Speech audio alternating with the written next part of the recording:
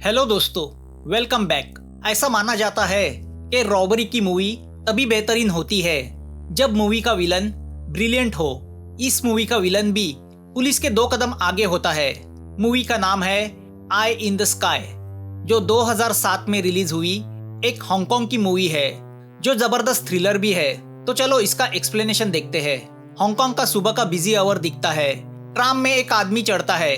अब इस ट्राम में 3 कैरेक्टर के ऊपर हमारा ध्यान जाता है। एक जो अभी अभी ट्राम में चढ़ा है, दूसरी उसके पास बैठी जवान लड़की, और तीसरा सामने कॉर्नर में बैठा मिडल एज का आदमी।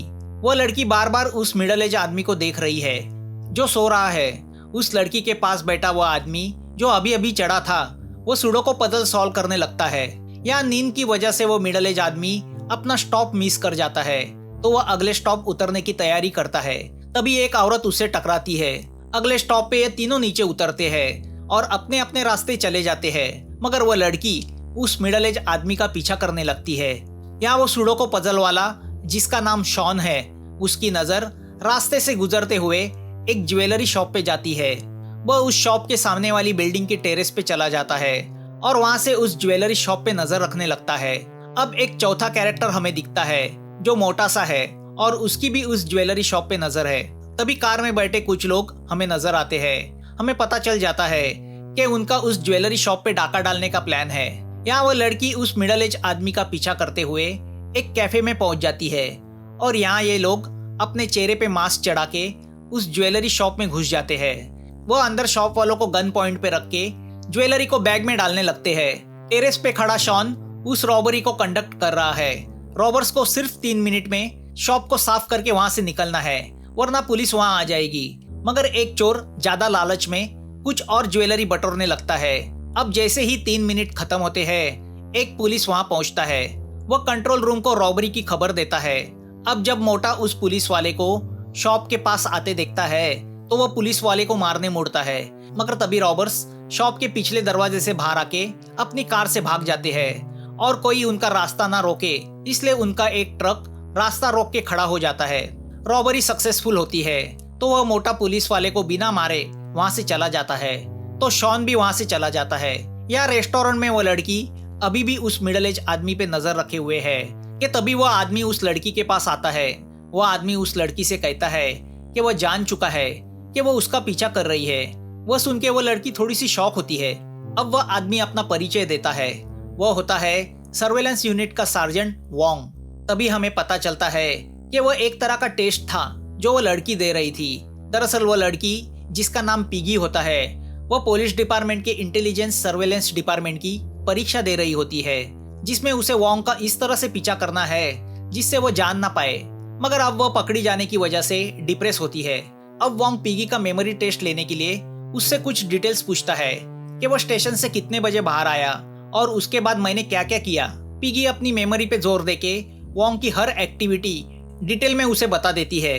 अब वोंग उससे पूछता है कि मैं ट्राम में जिस औरत से टकराया था उसका वर्णन करो, तो पिगी उसका भी परफेक्ट वर्णन करती है। मगर जब वोंग उससे पूछता है कि ट्राम में मेरा गिरा हुआ न्यूज़पेपर जिस लड़के ने उठाया था उसका वर्णन करो, तो अब पिगी हड़बड़ा जाती है और बता नहीं पाती। तो वोंग उससे कहता है कि तुम्हें मुझ पे नजर रखने के लिए कहा गया था, तो तुमने सिर्फ मुझ पे फोकस किया, मगर सर्वेलेंस डिपार्टमेंट के डिटेक्टिव को अपने आसपास की हर चीज पे नजर रखना जरूरी है। क्या पता कहां से क्या क्लू मिले। तो पिगी अपने दिमाग पे जोर देके उस लड़के का वर्णन वोंग को बताती है। वोंग कुछ रिएक्ट नहीं करता। पिगी समझ जाती है कि वह एग्जाम में फेल हो गई है, मगर तभी वोंग उसे कांग्रेट्स करके उससे कहता है कि उसे सर्वेलेंस डिपार्टमेंट में जॉब पे लिया जाता है। तभी न्यूज में उस ज्वेलरी शॉप के रॉबरी की खबर आती है। अब क्रिमिनल इंटेलिजेंस ब्यूरो उस रॉबरी की तहकीकात में लग जाता है।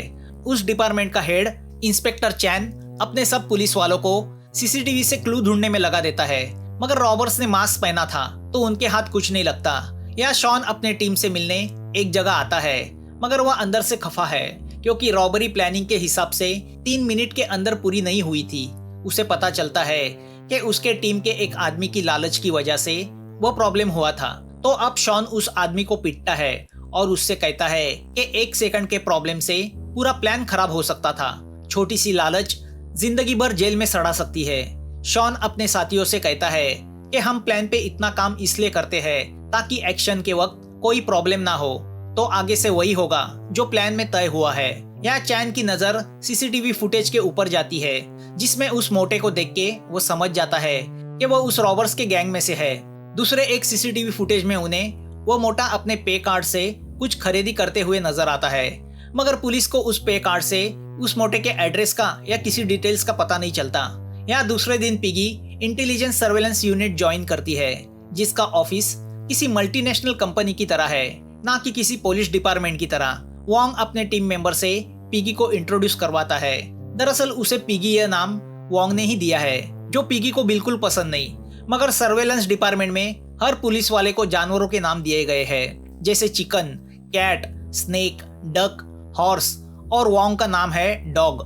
पिगी जब उसके बॉस मारिया से मिलती है तो वह शॉक होती है, क्योंकि वो वही लेडी है जिससे उस एग्जाम के दिन वॉन्ग ट्राम में टकराया था।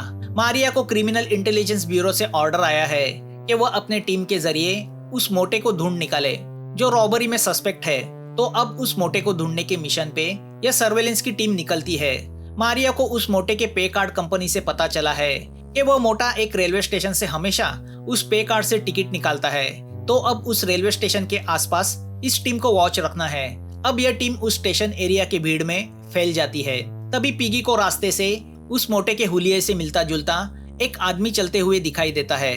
वो वॉन्ग को इन्फॉर्म करती है। वॉन्ग अपने एक टीम मेंबर को उस आदमी को आइडेंटिफाई करने बोलता है, मगर वह आदमी कोई और निकलता है, जिससे कंट्रोल रूम में बैठी मारिया डिप्रेस होती है। वॉन्ग पिगी से कहता है कि इस फील्ड में पेशेंस बहुत जरूरी है।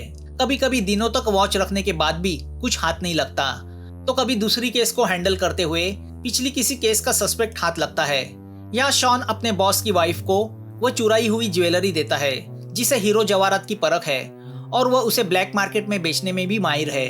दरअसल वह लेडी ही शॉन को रॉबरी की जगह और डिटेल्स बताती रहती है। शॉन का बॉस यानी उस लेडी का हस्बैंड पिछले 18 साल से जेल में बंद है, जो जल्दी ही छूटने वाला है। शॉन को उस चुराई हुई ज्वेलरी का 30% कमीशन मिलता है, जिससे वो नाराज है, क्योंकि उसे पैसे अपने साथियों में भी बांटने हैं। अब वह लेडी शॉन को नई रॉबरी का प्लान देती है।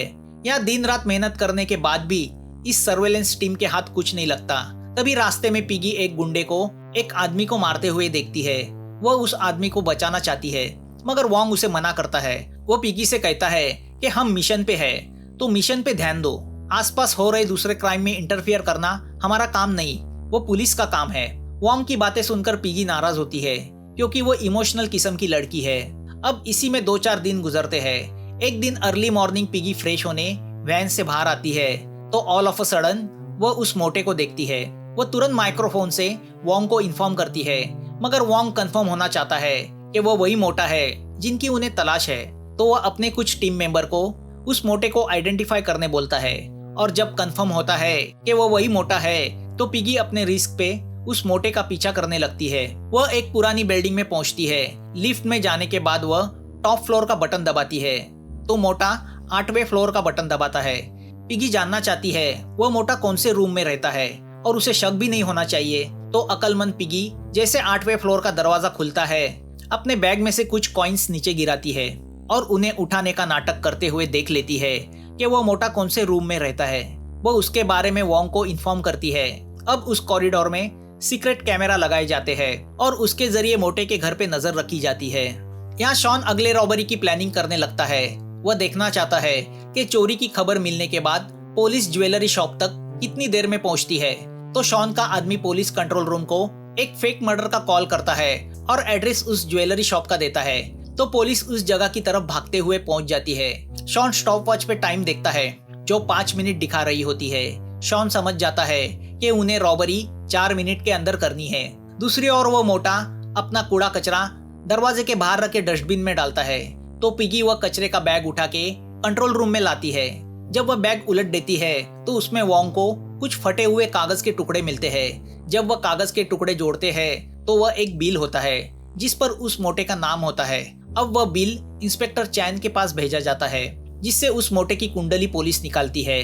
तो चैन सर्वेलेंस डिपार्टमेंट से कहता है कि वह उस मोटे पे नजर रख के मालूम करे वह किस किस से मिलता है। अब जब उस मोटे पे नजर रखी जाती है तो उसके 7 साथियों का पता भी चलता है, जिसमें उस टीम का लीडर भी है। अब इस रॉबरी टीम के 7 मेंबर अपनी अगली रॉबरी के प्लान के सिलसिले में एक फैक्ट्री में जमा हो जाते हैं। सर्वेलेंस टीम उनकी बातें रिकॉर्ड करती है। वहां रखे टीम लीडर के फोन को सर्वेलेंस टीम ट्रैक करती है। उन लोगों की बातों से सर्वेलेंस टीम को पता चलता है कि वह जल्दी ही एक ज्वेलरी शॉप पे डाका डालने वाले हैं। उनकी फिजिकल लैंग्वेज से चैन भांप लेता है कि उस रॉबरी टीम का असली मास्टरमाइंड वहां नहीं है।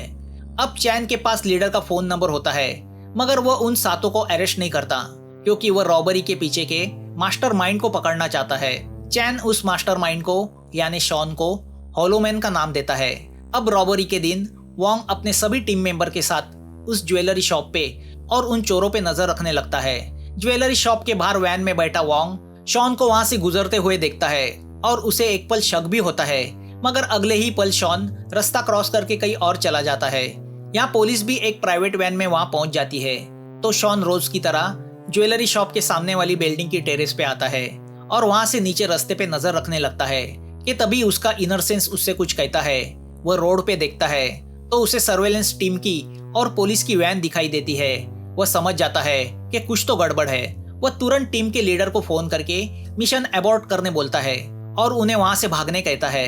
उन्हें भागते देख सर्वेलेंस ब्यूरो में बैठी मारिया भी जान जाती है कि रॉबर्स को उनके बारे में पता चल चुका है, तो वह चैन को इसके बारे में इत्तला करती है और लीडर के फोन पे आया शॉन का फोन नंबर जान लेती है, जिसके जरिए शॉन ने टीम लीडर को मिशन अबॉर्ट करने को कहा था। अब शॉन के फोन को ट्रैक किया जाता है और उसका लोकेशन वॉन्ग को दिया जाता है, तो अब वॉन्ग पिगी के साथ उसका पीछा करने लगता है। या पुलिस रॉबर्स को पकड़ने जाते हैं तो उनके बीच गन फायरिंग शुरू होती है।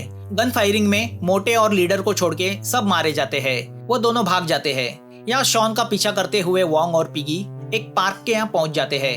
पार्क में बहुत सारे लोग बैठे होते हैं। उसमें से हॉलोमैन को यानी शॉन को ढूंढना मुश्किल होता है, तो अब वॉन्ग के कहने पे पुलिस कंट्रोल रूम से शॉन के फोन पे कॉल किया जाता है। पुलिस शॉन को मार्केटिंग सर्वे के नाम से फेक कॉल करती है, मगर शॉन के साथ और भी कई लोग उस पार्क में फोन पे बात कर रहे होते हैं, तो अब इतने सारे लोगों में से शॉन को ढूंढना पॉसिबल नहीं होता। अब जब फिर से शॉन को कॉल लगाया जाता है तो वह भी पुलिस की चाल को समझ जाता है और फोन की बैटरी निकाल देता है ताकि उसका फोन ट्रेस ना किया जाए, मगर वॉन्ग की नजरें शॉन को पकड़ ही लेती है। वह तुरंत समझ जाता है वही उनका हॉलोमैन है। अब वो दोनों भागते हुए अलग अलग रास्ते से शॉन का पीछा करने लगते हैं। पिगी शॉन के पास गुजरते हुए बड़ी खूबी से अपने फोन से उसका फोटो निकाल लेती है और चैन के पास भेजती है, तो शॉन का वो फोटो एक वांटेड क्रिमिनल से मैच हो जाता है। चैन उस क्रिमिनल का रिकॉर्ड निकालता है। यहाँ रास्ते से चलते हुए एक पुलिस शॉन को रुका के उसकी पूछताछ करने लगता है। शॉन खतरे को भांप लेता है और पुलिस वाले को मार के वहाँ से फरार होता है। दूर खड़ी पिगी वह देख के शॉक होती है और भागते हुए उस घायल पुलिस वाले के पास पहुंच जाती है।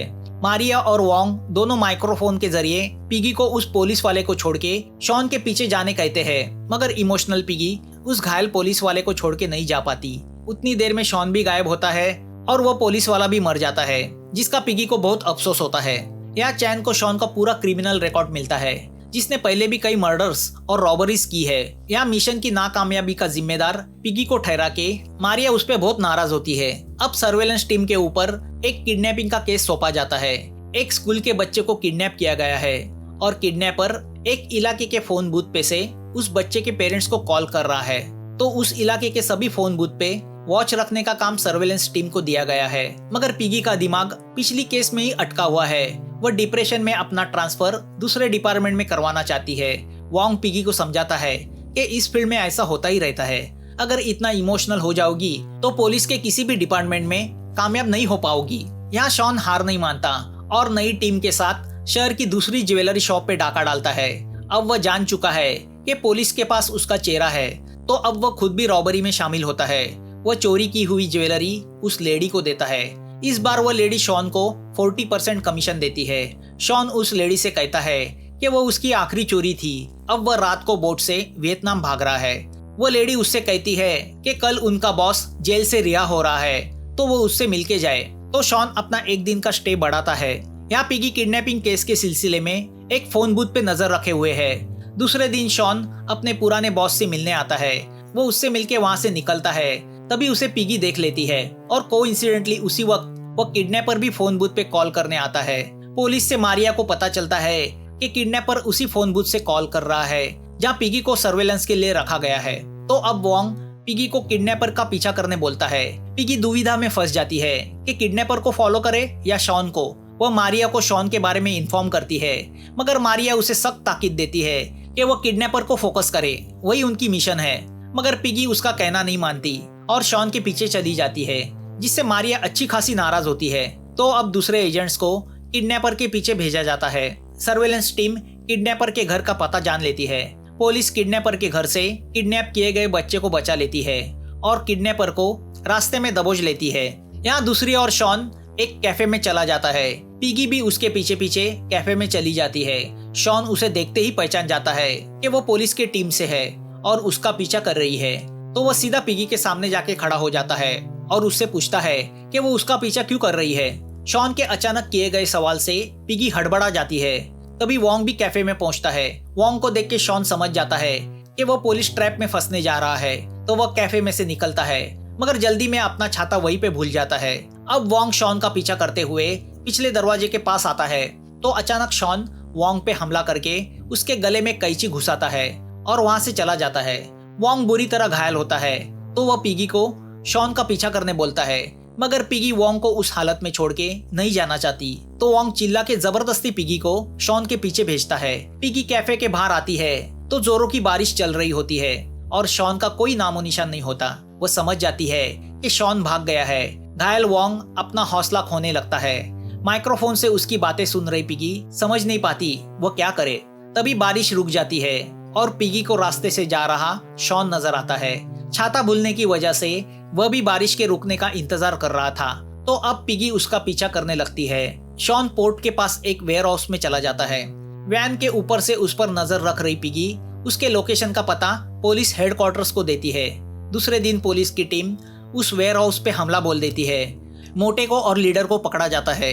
तो शॉन पैसे का बैग लेके बोट से भागने जाता है, मगर रास्ते में लटकता एक हुक उसकी गर्दन में घुस जाता है। शॉन बोट में मर जाता है। यहाँ वोंग को हॉस्पिटल में एडमिट किया जाता है। उसकी जान बच जाती है। वह पिगी से कहता है कि अब तुम पिगी नहीं हंटिंग डॉग हो गई हो। अब पिगी को नई मिशन में एक इंटरनेशनल ड्रग डीलर का पीछा करने भेजा जाता है। पिगी भी बड़े कॉन्फिडेंस के साथ अपने मिशन को शुरू करती है और मूवी यहाँ खत्म होती है। मूवी काफी थ्रिलिंग है, तो एंड तक बांध के रखती है। अगर मौका मिले तो जरूर देखना और प्लीज सब्सक्राइब करके हमारा हौसला बढ़ाना। तो जल्द मिलेंगे नई मूवी के साथ। Thanks for watching.